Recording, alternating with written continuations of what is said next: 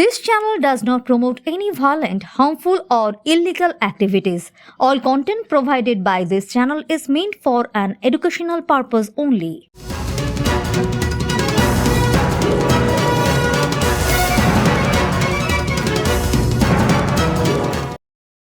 নমস্কার, আমি সঞ্জয় রয়েছি আপনাদের সঙ্গে, আর আপনারা দেখছেন S2S মিডিয়া। আমার সঙ্গে রয়েছেন দেবাশিস ধর, আমাদের বীরভূমে এবারে বিজেপির তরফে লোকসভার প্রার্থী হয়ে তিনি দাঁড়িয়েছেন বিজেপির পক্ষ থেকে। আজকের আমাদের আলোচনার বিষয় হচ্ছে কিসা কুশিকা চলো দিল্লি।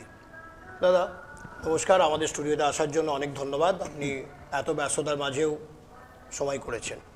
দাদা এবার লোকসভার নির্বাচন, আপনি প্রার্থী হয়ে দাঁড়িয়েছেন বীরভূমে, এবং বীরভূমে একটা সময় আপনি এখানে পুলিশ কর্তা হিসেবে ছিলেন, বোলপুরে পোস্টিং ছিলেন, SDPO বোলপুর, প্রায় 13 বছর যতটা মনে আছে আমাদের। তো 13 বছর পরে পুলিশ প্রশাসন থেকে দূরে সরে সেখানে রিজাইন করে আপনি প্রাক্তন IPS হয়ে বিজেপিতে যোগদান এবং বীরভূমে সরাসরি আসা, জার্নিটা যদি একটু শেয়ার করা যায়। দেখুন, পুলিশ অফিসারদের জার্নিটা খুব দীর্ঘ হয়, কারণ অন্যান্য যে কোনো ডিপার্টমেন্টের থেকে পুলিশের ট্রান্সফারটা অনেক তাড়াতাড়ি হয়। কারণে অকারণে বিভিন্ন কারণে যখন তখন ট্রান্সফার হয়। অন্য ডিপার্টমেন্টে যদি 14 বছরে 4 বার ট্রান্সফার হয়, পুলিশের ক্ষেত্রে সেটা মিনিমাম 14 বার না হলে বলা হয় না যে কোনো পুলিশ অফিসার ঠিকঠাক কাজ করছেন। এটা স্বাভাবিক নিয়ম। ফলে আমাদের ওই টেনিওরে ট্রান্সফার অনেকবারই হয়েছে। বোলপুর থেকে বসিরহাট থেকে গভর্নরের ADC, তারপরে সেখান থেকে CBI-তে ডেপুটেশন, তারপরে ফিরে এসে বিধাননগর, তারপরে কিছুদিন পুরুলিয়া এবং কিছুদিন ব্যারাকপুর করে, তারপরে এর মাঝখানে আমি আবার ইলেকশন অবজারভার হিসাবে 2 বার অ্যাপয়েন্টেড হই। ওটা করার পরে তারপরে রায়গঞ্জের পরে SP কুচবিহার, যেখানে শীতলকুচির ঘটনা ঘটেছিল। তারপরে তো কম্পালসারি সাসপেনশন আর কম্পালসারি ওয়েটিংই গত 3 বছর কেটে গেছে। নর্থ বেঙ্গলে যখন মুখ্যমন্ত্রী প্রচারে ছিলেন, বিভিন্ন সময় আমরা শুনেছি উনি যেটা বলছিলেন শীতলকুচির ঘটনা এবং আপনার বিষয় ওনার মুখে এসছে। তা এটা কি কেন আসছে মনে হচ্ছে বারবার? ব্যাপারটাকে পুরোটাই পলিটিসাইজড করা। উনি গতবারের ইলেকশন জিতেছিলেন, তার একটা মেন মুদ্রা ছিল শীতলকুচি ঘটনা ঘটার। তার আগে শীতলকুচি ঘটনা হওয়ার আগে উনি যখন মাথাভাঙায় সভা করতে গেছিলেন, জনসভা, উনি পরিষ্কার বলেছিলেন যে একদল ক্রাউড যাবে, মহিলাদের উদ্দেশ্যে বলেছিলেন যে প্যারামিলিটারি ফোর্স যাতে বাড়াবাড়ি না করে, তোমরা ঝাঁটা, লাঠি, খুন্তি, হাতা, বটি যে যা পারবে নিয়ে যাবে, তারা ওদেরকে প্রতিহত করবে, আরেক দল গিয়ে অ্যাটাক করবে। কোট আনকোট বলেছিলেন। এটা আমি কিন্তু বলিনি, এটা অন রেকর্ড। এখনো যদি আপনি লিঙ্ক খোলেন আচ্ছা। এবং সেই দিন যে ঘটনা হয়েছিল এটা অনেকটা এই প্রভোকেশনেই হয়েছিল, এবং তার জন্য লিখিত কমপ্লেনও জমা পড়েছিল। আমি জানি না CID এর কোনো রকম কোনো ইনভেস্টিগেশন করেছে কি না। এই ঘটনা ঘটার পরে ফায়ারিং হয়ে CISF বুথের নিরাপত্তার যারা দায়িত্বে ছিল এবং QRT টিম, তারা আক্রান্ত হয়েছিল, বুথ ভাঙচুর হয়েছিল, প্রিসাইডিং অফিসার মার খেয়েছিল, সেকেন্ড পোলিং মার খেয়েছিল, এবং কিছু লুটপাটও হয়েছিল, বোম পড়েছিল বুথের মধ্যে। তো সেইখান থেকে আত্মরক্ষার তাগিদে অ্যাজ পার রিপোর্ট তারা ফায়ারিং করার পরে 4 জন মারা যায়। মৃত্যু অবশ্যই দুর্ভাগ্যজনক, কিন্তু এই মৃত্যুর পিছনে ঘটনা একরকম ঘটল। আমি যেহেতু SP ছিলাম এবং আমাকে ইলেকশন কমিশন ওখানে পাঠিয়েছিল, উনি পুরো ঘটনার পুরোটা আমার ঘাড়ে পলিটিক্যালি সাজিয়ে দেন, যেহেতু ওনার মনে হয়েছিল, আমি জানি না তথ্য কোথা থেকে পেয়েছিলেন, যে I was deputed by honourable home minister. তো এই ঘটনায় উনি পুরো জিনিসটা আমার প্রতি সাজিয়ে ইলেকশনটা পার করার মানে চতুর্থ ফেজের 1 থেকে 4 নম্বর ফেজ অবধি যে ইলেকশন হয়েছিল, আমার 4 নম্বর ফেজে ইলেকশন ছিল কুচবিহারে।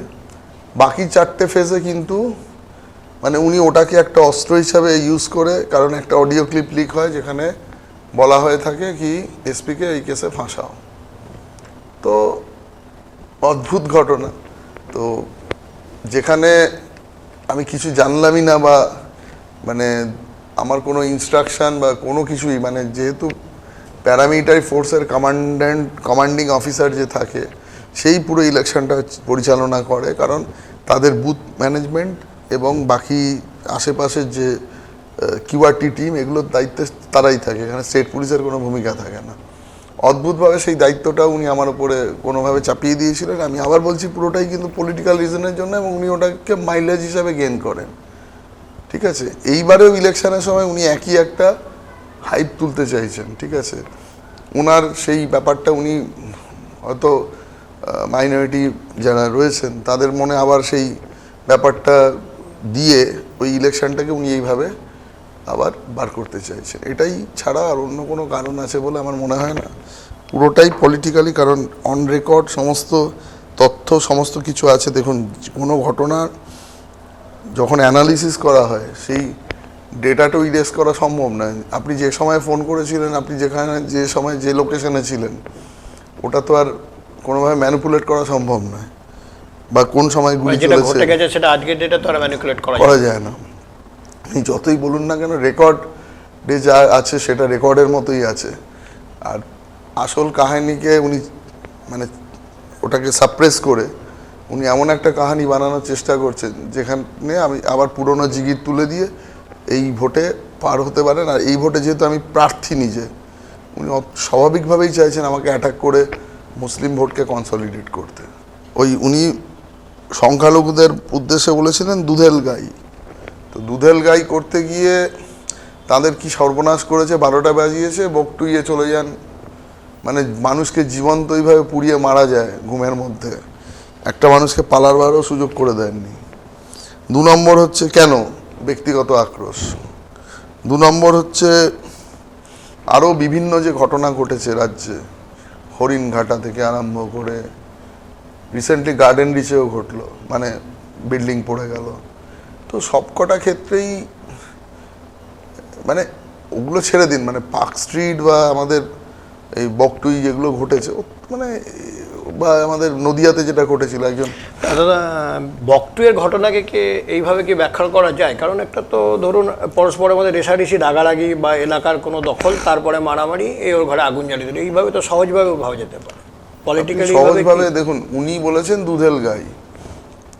এবারে এখানে যারা ভিকটিম তারা মাইনরিটি, যারা অ্যাটাক করলো, যারা মারলো তারাও মাইনরিটি।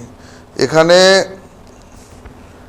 দুটো শ্রেণী, মানে একজন আক্রান্ত এবং যে আক্রমণকারী, দুজনেই একই কমিউনিটির লোক। অদ্ভুতভাবে ইয়ে করে দেখুন, এক্ষেত্রে কিন্তু এমনভাবে তাদেরকে তৈরি করা হয়েছে যে তাদের শৈশব যেটা হয়েছে সেটা তারা দেখেছে, ক্রাইম দেখতে দেখতে বড় হয়েছে, যৌবনে গিয়ে ক্রাইম করেছে, আর শেষ বয়সে ক্রাইমের জন্য তারা বাকি জীবনটা জেলে গেছে। যেমন শেখ শাহজাহান তার প্রকৃষ্ট এক্সাম্পল। তো তাদের দিয়ে কি ধরনের কাজ করিয়েছে, এবং তাদেরকে ইউজ করাই হয় ভোট মেশিনারিজ, লুট, যত রকম ক্রিমিনাল অ্যাক্টিভিটিস করানোর জন্য, এবং পরিশেষে তাদের এটাই হয়তো পরিণতি। এটা জবে মানে এই করেই আমি যেটা বললাম, যেটা আমার বলার মুখ্য উদ্দেশ্য ছিল, যে এই পুরো মেশিনারিজ যেহেতু ওনার হাত থেকে সরে যাচ্ছে, কারণ দেখুন একমাত্র ওই লক্ষ্মীর ভাণ্ডার ছাড়া এই গভর্নমেন্টের একটা কিছু বলতে পারবেন না, সেটা আমি মানে সাকসেসফুলি ওনারা করেছেন। ঠিক আছে, এবং এই লক্ষ্মীর ভাণ্ডার করতে গিয়েও কি ঘটেছে, সন্দেশখালীর মা বোনেরা সেটা চোখে আঙুল দিয়ে দেখিয়ে দিয়েছে, যে 500,000 টাকার জন্য নিজের ইজ্জতকে দিয়ে আসতে হয় রাতের অন্ধকারে। এর থেকে আর দুঃখজনক কি হতে পারে? তো সেটাও যদি ঠিকমতো করতেন, এবং সেই লক্ষ্মী ভাণ্ডারটাও যে ফান্ড থেকে জেনারেট করেছেন দেখবেন যেগুলো যে উনি ইউটিলাইজেশন সার্টিফিকেট যেগুলো দিতে পারেনি, অবভিয়াসলি ফান্ড ডাইভার্সন। সরকারের টাকা কোথায়, রেভিনিউ কোথায়, কোথা থেকে ইনকাম করেছে? এ সরকারের রোজগার মদ ছাড়া আর কি আছে বলুন? দেবাশিস দা, যেটা হচ্ছে এগুলো ঠিক আছে, এটা স্ট্র্যাটেজিক্যালি বিষয়গুলো আমরা বুঝলাম। আপনি বীরভূমে দাঁড়িয়েছেন, বীরভূমে আপনার নাম ঘোষণা এবং তারপরে আপনার প্রচার শুরু করা, আর যদি শতাব্দী রায় বা প্রার্থী তৃণমূল ধরা হয় তার মধ্যে একটা গ্যাপ আছে, মানে অনেকটা দিন আপনার চলে গেছে। কিন্তু যখন থেকে মুখ্যমন্ত্রী উত্তরবঙ্গের সভাগুলোতে যখন আপনার বিষয় তুলেছেন, তখন আপনি আলোচনায় আরও বেশি করে এলেন। তা মুখ্যমন্ত্রীর এই আলোচনাকে আপনাকে হাইক দিতে সাহায্য করলো?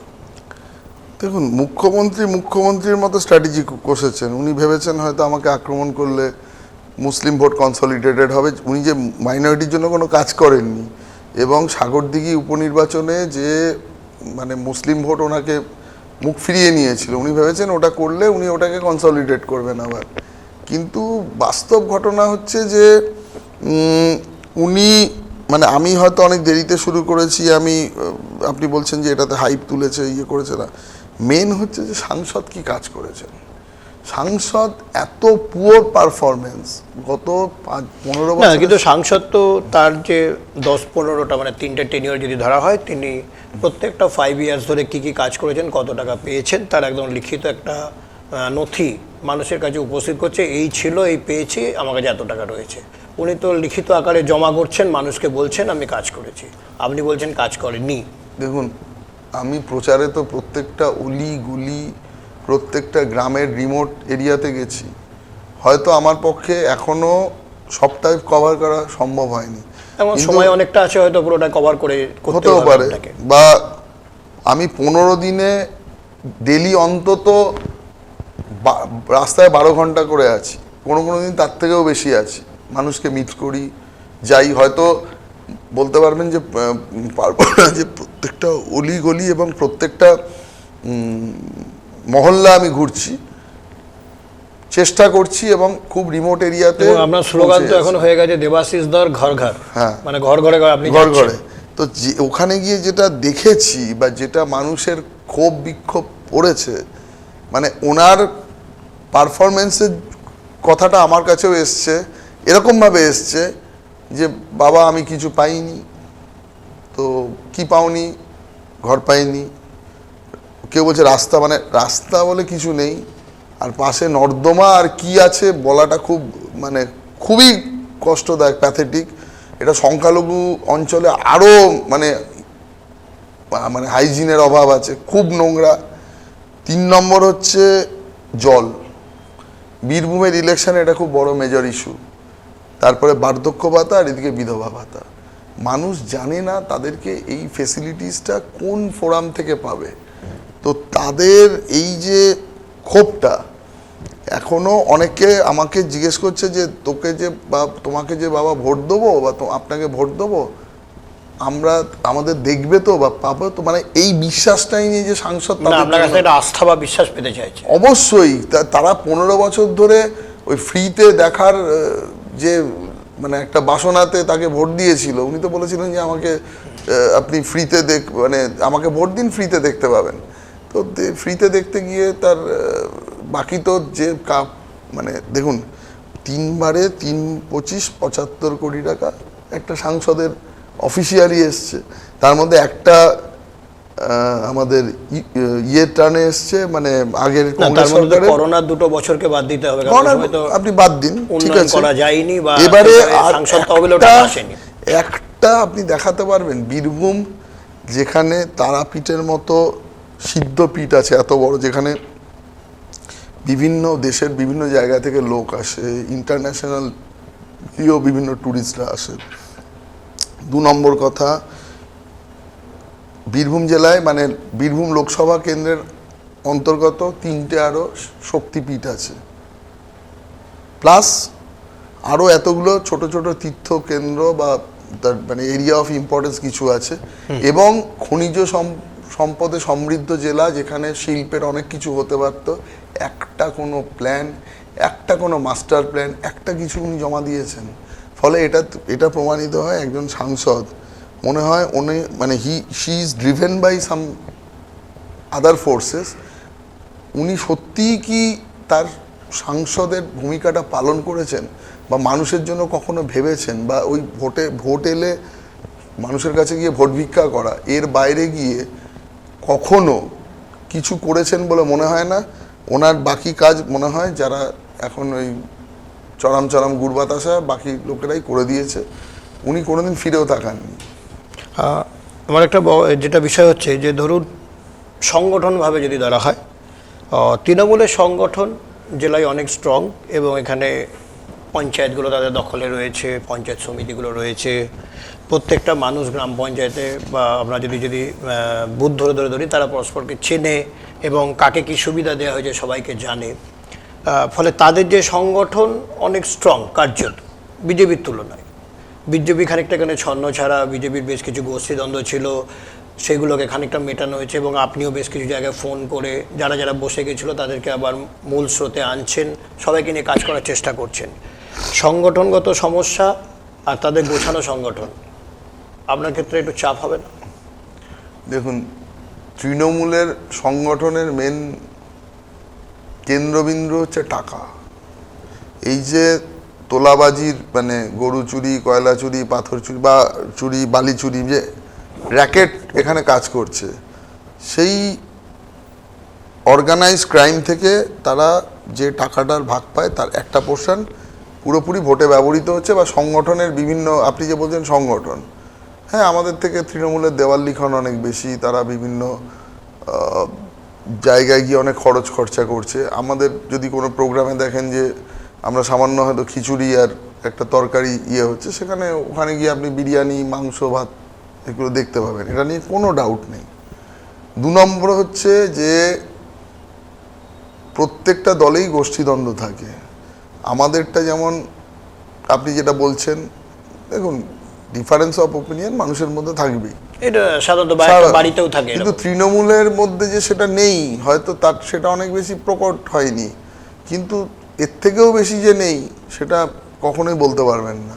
আর 2 নম্বর কথা হচ্ছে তৃণমূলে সুপ্রিমোকে সবাই ভয় করে মানে এই কি বলবো, একজন মানে কড়া হেডমিস্ট্রেস মানে তার সাথে বাকিদের কোনো ছাত্রদের যেমন করেন, the relation is like that only.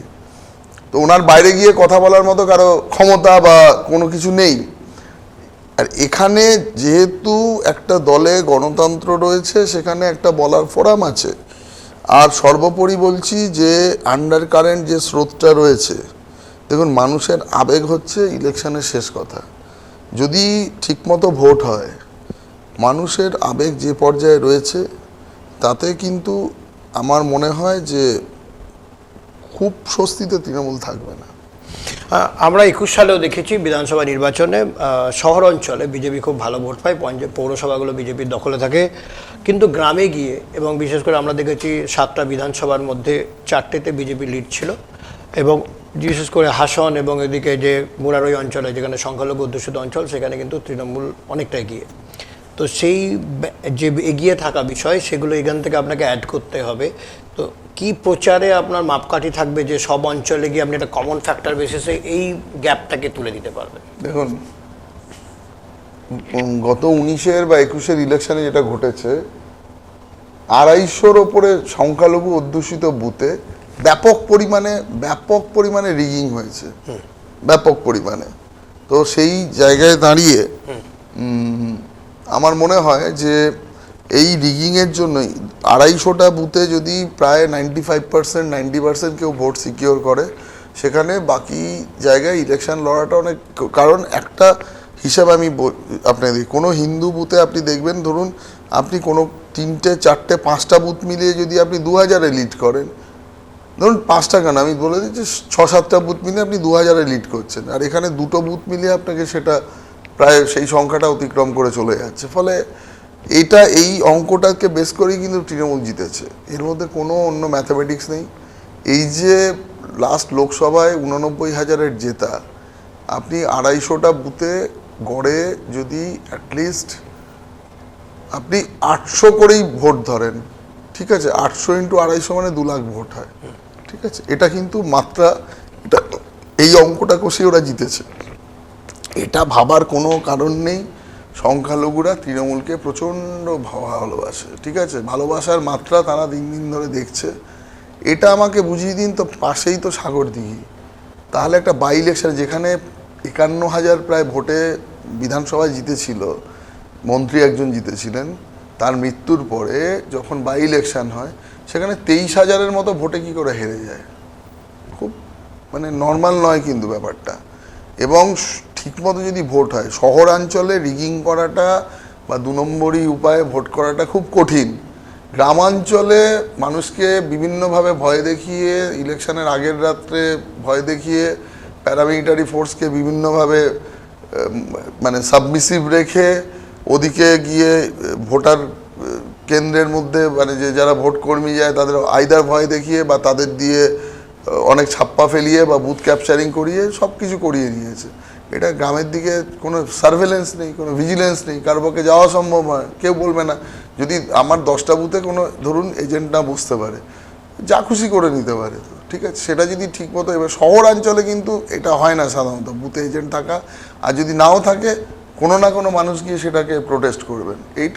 এটা সাধারণ অঙ্ক, তারা দেখেছে আমার দরকার নেই তো। গ্রামে যদি 4টে শহরে আমি 60,000-এর লিড পাই, 5টা শহরে, তো আমি গ্রাম মানে 2টো বিধানসভা মিলিয়ে সেটাকে ওভারকাম করে বেরিয়ে যাবো, এই সিম্পল থিওরি। আপনি প্রচারে কোন বিষয়কে সামনে রেখে প্রচারে যাচ্ছেন, মানে কি করবেন আপনি? বীরভূমে জিতলে আপনি বীরভূমের জন্য কি করবেন? প্রচারের দুটো ব্যাপার, কি আস্থা দিচ্ছেন? প্রচারের দুটো ব্যাপার রয়েছে। এক হচ্ছে নেগেটিভ অ্যাসপেক্ট অফ তৃণমূল, আরেকটা হচ্ছে পজিটিভ অ্যাসপেক্ট অফ নরেন্দ্র মোদীজি। উনি গত 10 বছরে কি কি টার্গেট রেখে এগিয়েছিলেন, কি কি এখন অবধি অ্যাচিভ করেছেন এবং কি কি বাকি রয়েছে। বিজেপি শাসিত 17টা রাজ্যে কোথায় উন্নয়ন পৌঁছেছে এবং কিভাবে তাদের জীবনযাত্রার মান এই কতগুলো বছরে পরিবর্তন হয়েছে। আর যেহেতু এটা লোকসভার ইলেকশন, শক্তিশালী দেশ গড়ার যে অর্থ, আগে আমাদের প্রত্যেক দিন আমরা দেখতাম কখনো কাশ্মীর, কখনো ওদিক মানে কাশ্মীরে, কখনো পাকিস্তান, ওদিক থেকে এদিক থেকে চীন, আমরা সবসময় ব্যতিব্যস্ত থাকতাম নিজেদেরকে মানে বহিঃশত্রু আক্রমণ থেকে বাঁচাতে। প্লাস আপনি চলে যান পাঞ্জাবের ব্যাপারটা নিয়ে, মানে বিভিন্ন আজকে যে স্ট্রং গভর্নমেন্ট আছে, আজকে যে কোনো ঘটনা ঘটলে গভর্নমেন্ট সঙ্গে সঙ্গে কাউন্টার করছে। এবং আজকে ইন্ডিয়ার টেকনোলজি, ইন্ডিয়ার সায়েন্স, ইন্ডিয়ান মিলিটারি সিস্টেম আজকে ইসরায়েল, আমেরিকা, রাশিয়া এদের সাথে কম্পিট করে, ঠিক আছে। এই ব্যাপারটা কখনোই ছিল না। 3 নম্বর যেটা মেন ইস্যু হচ্ছে সেন্ট্রাল গভর্নমেন্টের যে ইম্পর্টেন্ট যে স্কিমসগুলো, যেগুলোর জন্য যেগুলো সুবিধা মানুষ পাচ্ছে এবং যেগুলো পাচ্ছে না, যদি পেত, যেমন আয়ুষ্মান ভারত, তারপরে বিশ্বকর্মা যোজনা, এরকম বহু স্কিমস রয়েছে মাইনরিটিদের জন্য, যেগুলো মানুষ জানেই না, এটা পেলে কি হতে পারে, জানেনি, ঠিক আছে। আর সব থেকে বড় কথা আরেকটা জিনিস অতি অবশ্যই তৃণমূল সরকারের যে চুরি এবং বিভিন্ন স্কিম কেন না আসতে দেওয়া, বা এদের স্কিমগুলোই নিজেদের ট্যাগ লাগিয়ে চালিয়ে দেওয়া, এগুলো তো থাকবে। শতাব্দী রায় 3 বছরে 3টে ট্রামের সাংসদ এবং ওনাকে সবাই চিনে, কার্যত পরিচিত মুখ, এবং তার সঙ্গে অভিনেত্রীও ছিলেন। আপনি সেভাবে পরিচিত নন, আপনাকে কি পরিচয় করাতে হচ্ছে না? মানুষ অলরেডি বুঝতে পারছে যে মানুষের আমার সম্পর্কে একটা মোটামুটি ধারণা আছে, মানে অলরেডি বিভিন্ন মিডিয়া, তারপরে ইউটিউব চ্যানেল বা সোশ্যাল মিডিয়া প্ল্যাটফর্মসগুলো, মানুষ অবভিয়াসলি আমাকে একভাবে চেনে, শতাব্দী রায়কে অন্যভাবে চেনে।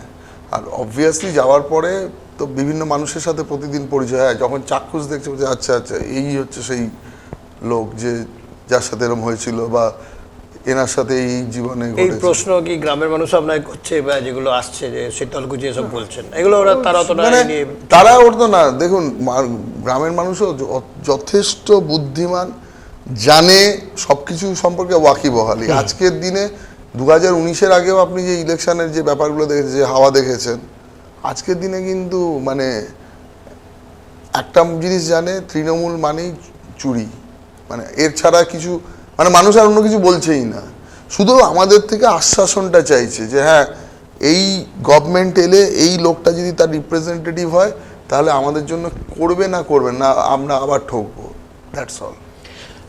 কিন্তু দাদা, এই যে ধরুন আমার মেয়ে একটা সাইকেল পেলো, বাড়িতে একটা স্বাস্থ্যসাথী কার্ড আছে, তার কতটা এফেক্টিভ রেজাল্ট আছে সেটা তারা জানে, যারা যারা পেয়েছে বা পায়নি তারা বুঝবে।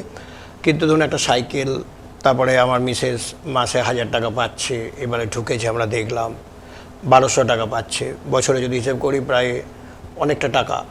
তো এই যে খানিকটা ওরা তৃণমূল এই প্রচারে যেটা রাখছে, যেটা মহিলাদেরকে স্বয়ংসম্পন্ন করতে সাহায্য করছে, মানে নিজের ব্লাউজটা নিজের সায়াটা তারা এবারে নিজেরা কিনতে পারবে, স্বামীর কাছে হাত পাততে হবে।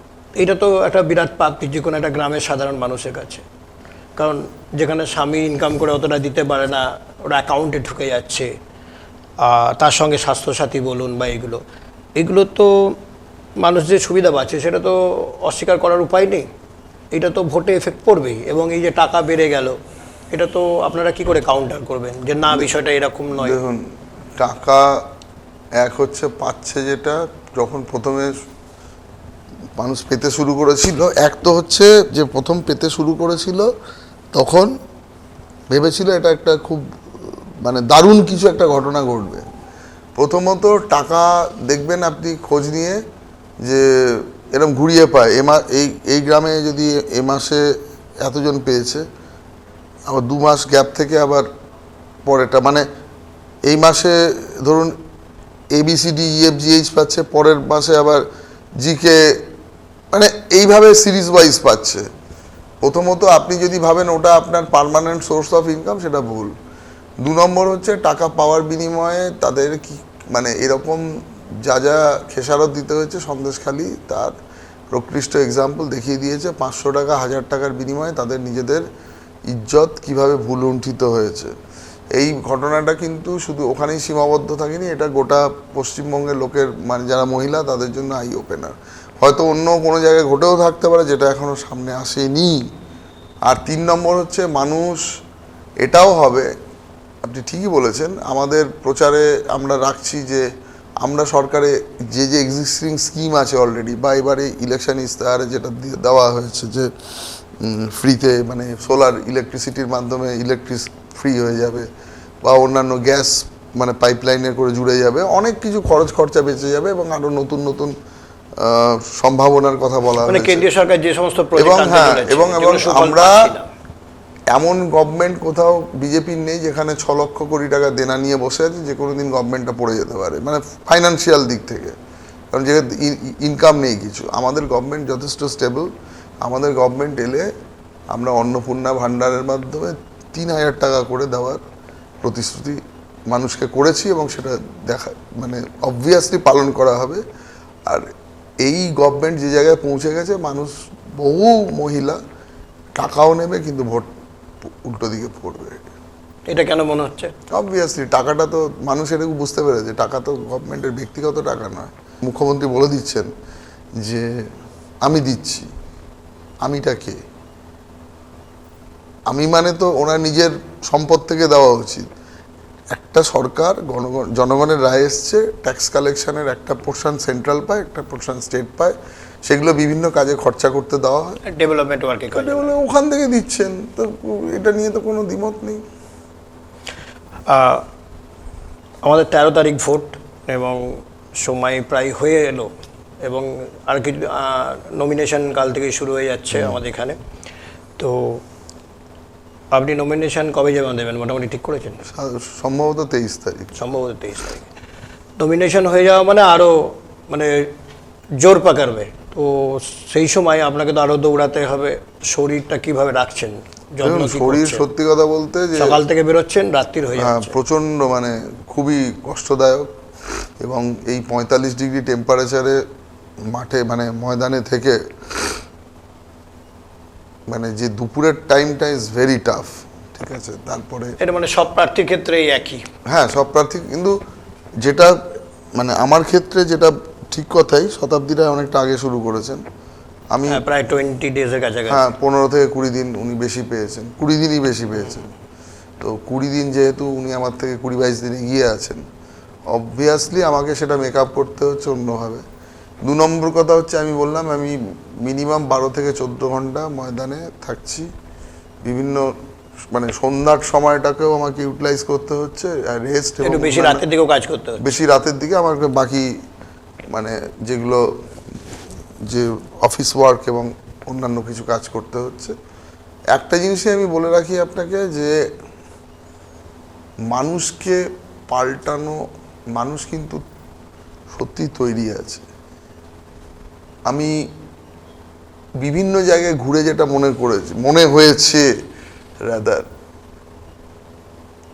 হিন্দু এবং মুসলিম যে থিওরি ওনারা করতে চেয়েছেন, পোলারাইজেশন, মমতা ব্যানার্জি অবচেতন মনেও সেটাকে কিন্তু করে দিয়েছেন। বিজেপিকে তার জন্য কিছু খাটতে হয়নি। আর 2 নম্বর কথা, অনেক জায়গায় মুসলিমরা আমি গিয়ে দেখেছি তাদের বক্তব্য যে চুপচাপ বলছে আমরা কোনো ইয়ে করব না, আমরা আছি আপনাদের সাথে, ঠিক আছে। অবভিয়াসলি ভোটে তার রিফ্লেকশন অবশ্যই ঘটা উচিত। আর এটা লোকসভা ইলেকশন, সবাই জানেন যে দেশে শক্তিশালী সরকার গড়তে কারা পারে এবং না গড়তে পারলে তার কি ঘটনা মানে ঘটতে পারে, কনসিকুয়েন্স। মমতা ব্যানার্জি যদি 42টা আসনও নিয়ে আসেন, তাহলে উনি কোনোদিন সরকারের ধারে পাশে যেতে পারবেন না। আর এবারে বাস্তব যা পরিস্থিতি, মোদিজি খুব স্ট্রংলি আবার তৃতীয়বারের জন্য লোকসভায় আসছেন। এবার সংখ্যাটা 380 হবে না 400 সামথিং হবে, সেটা হয়তো সময় বলবে। কিন্তু এবারের গভর্নমেন্ট অন্যান্য সমস্ত গভর্নমেন্টের থেকে অনেক বেশি পাওয়ারফুল, এবং রাজ্যসভাতেও যেহেতু মেজরিটি প্রায় চলে এসছে আর 3টে সিটের গ্যাপ আছে, তো this government will be more effective than any other government. আমাদের রাজ্যে 42টা সিট, বিভিন্ন যে পিপল যে ওপিনিয়ন পোলগুলো আসছে তাতে আমরা দেখছি যে বিজেপি তৃণমূল প্রায় সমান সমান, কোনো কোনো ওপেনিং পোল দেখাচ্ছে যে বিজেপি 2-1টা বেশি সিট পাচ্ছে, সেটা আমরা দেখতে পাচ্ছি। এই 1 নম্বর। আর 2 নম্বর, আমরা কদিন আগে ভোটারের যে সমীক্ষা দেখলাম তাতে দেখলাম বীরভূমে শতাব্দী রায় কার্যত এখন অব্দি এগিয়ে, তারা বলছে। অন্য একটা জায়গা বাবু যে টক্করও বলছে 1 থেকে 3% বলছে যে 2% সুইং হলেই, হ্যাঁ সুইংয়ের একটা ব্যাপারটা বলছে। তো এক হচ্ছে শতাব্দী রায় খানিকটা এগিয়ে যখন এটা বলছেন, বা আপনিও প্রতিযোগিতায় রয়েছেন, তো এটা আপনাকে কতটা ভাবাচ্ছে, বা আপনার সিস্টেমকে কতটা ভাবাচ্ছে? আর দ্বিতীয়ত হচ্ছে যে রাজ্যে যখন দেখছেন যে আবার বিজেপি কয়েকটা সিটে বাড়ছে, মানে সংখ্যাগতভাবে, এটা কতটা আপনাকে উৎসাহিত পাচ্ছে? দেখুন, এই যখন ওনারা সমীক্ষাটা করেছিলেন, ওটা 5 তারিখের আগে অবধি ডেটাটা, আমি ময়দানে ঠিকঠাক নেমেছি 3-4 তারিখ থেকে। তার মানে আমি তখন শুরুই করিনি। Now I am 15 days, almost 15 days old player, ময়দানে থাকা প্লেয়ার। তো এতদিন আমার কিছুটা আইডিয়া হয়েছে, এবং এই যে গ্যাপটা আমার মনে হয় ক্রমশ কিন্তু অন্য দিকে, মানে আপনি এই গ্যাপটা ছোট হচ্ছে, এবং আমি যদি খুব ভুল না করি এখন আমায় অনেকটা চিনেছেন, অনেকটা বুঝেছেন। প্রচুর উৎসাহ মানুষের মধ্যে, অনেক কিছু আমাদের পরিবর্তন প্রত্যেক দিন হচ্ছে। আমাদের কিছু কিছু এরপরে স্টার ক্যাম্পেনার যারা আসবেন তাদের প্রচার দেখতে পাবেন। আমরা এখনো বড় জনসভা করিনি, আমরা স্ট্রিট কর্নারে, মানে আমি যেখানে যাচ্ছি ছোট ছোট মানে জায়গায় গিয়ে মানুষকে কিছু বোঝানোর চেষ্টা করছি। জনসভা হয়নি, কোনো স্টার ক্যাম্পেনার আসেনি, সেদিকে তৃণমূল অনেক বেশি আগে থেকে মানে সভা করেছে, শুরু করেছে বিভিন্ন জায়গায়, সবার ছোট সভা, বড় সভা। এখনো মোদিজি কিন্তু এখানে কোনো জনসভা করেননি, কিন্তু উনি খুব শিগগিরই আশা করছি 10 পরেই উনি আসবেন।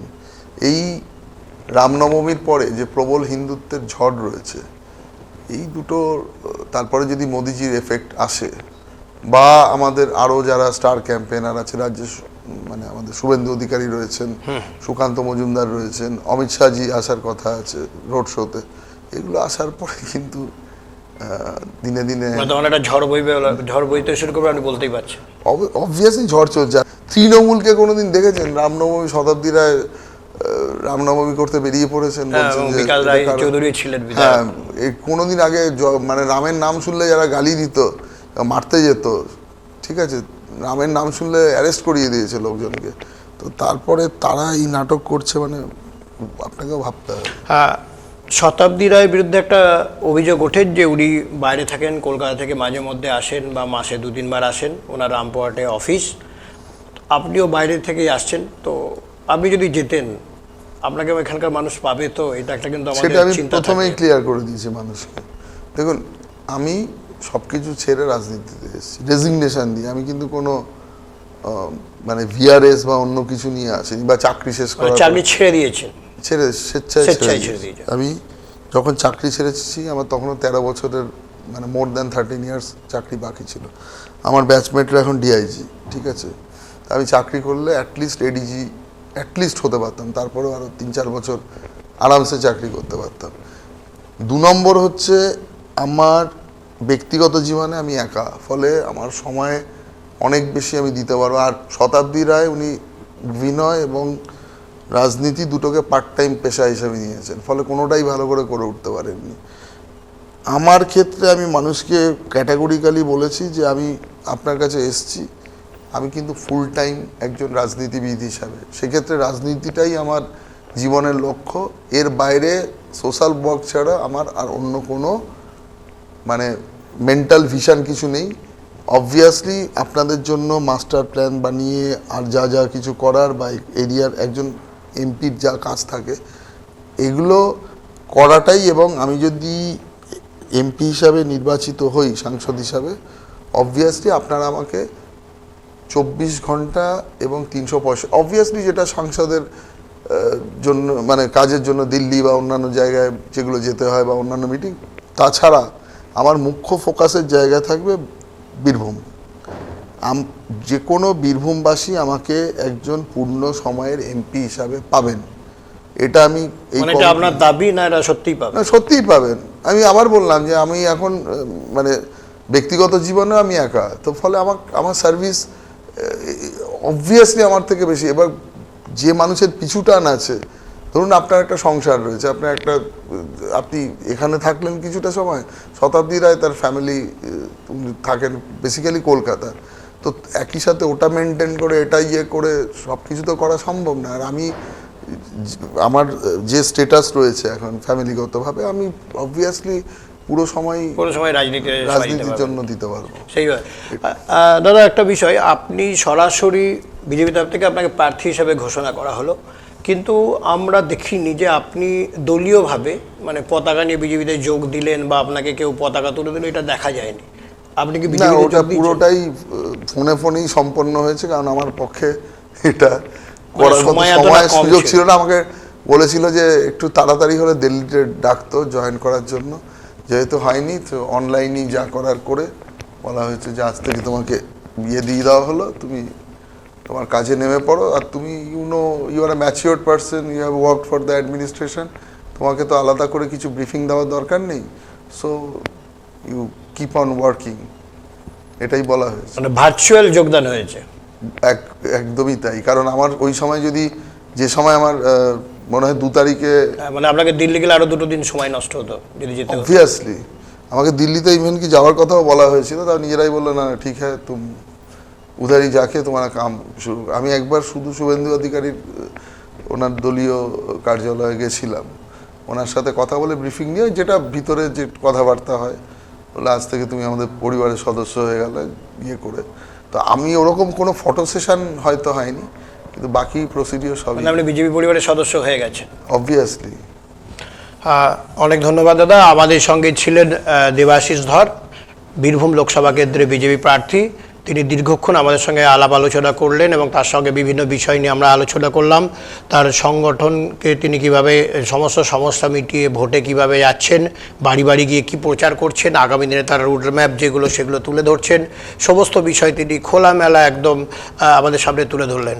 এবং পাশাপাশি তিনি ভরসা জোগালেন, তিনি যদি এমপি হিসেবে বা সাংসদ হিসেবে তিনি জিতে যেতে পারেন দিল্লিতে, বীরভূমের জন্য অনেক কাজ করবেন। এবং তিনি যেহেতু সব ছেড়ে এসছেন, ফলে আগামী দিনে ফুল টাইমার হিসেবেই দলের মধ্যে থাকতে চান এবং সাংসদ হিসেবে পেতে চলেছেন বীরভূম, এমনটা তার দাবি। অসংখ্য ধন্যবাদ আপনাকে যে এত সুন্দর আমরা একটা আলাপ আলোচনার মাধ্যমে আপনার বিভিন্ন বিষয় তুলে ধরলেন এবং আপনার যে পরিকল্পনা সেগুলো শেয়ার করলেন।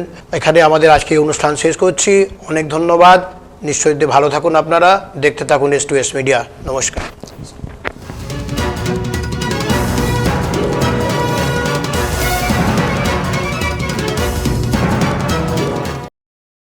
এই সাক্ষাৎকারে প্রচারিত বক্তব্য একান্তই বক্তার মতামত। সেই বক্তব্যের সঙ্গে এই চ্যানেল কোনোভাবে যুক্ত নয় বা বক্তব্যের দায় নেই চ্যানেলের। আমরা কোনো মন্তব্যকে সমর্থন বা বিসর্জন দেওয়ার মানসিকতায় নেই।